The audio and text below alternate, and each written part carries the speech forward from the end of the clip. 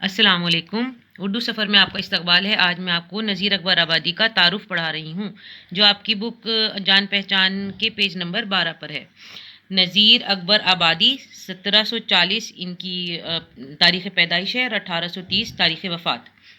نذیر اکبر آبادی کا پورا نام ولی محمد تھا۔ وہ دہلی میں پیدا ہوئے، اپنے خاندان کے ساتھ آگرے میں آ کر بس گئے۔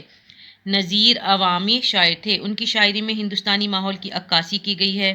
انہوں نے یہاں کے موسموں، میلوں، تہواروں اور انسانی زندگی کے مختلف پہلوؤں پر بہت سی نظمیں لکھی ہیں۔ سامنے کے موضوعات کو سیدھی سادی زبان میں بیان کرنا نذیر کی بہت بڑی خوبی ہے۔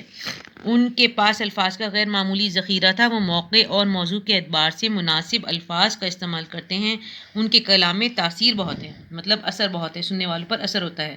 روٹیاں، بنجارا نامہ، مفلسی، ہولی، آدمی نامہ اور کرشن کنہیا کا بالپن وغیرہ ان کی مشہور نظمیں ہیں۔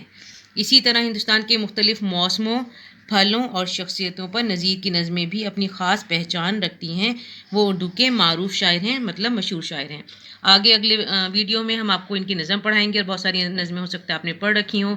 آپ ہمارے چینل کو لائک، شیئر، سبسکرائب کرنا نہ بھولیں، تاکہ ہم آگے کا کام آپ کو بتاتے رہیں۔ اللہ حافظ۔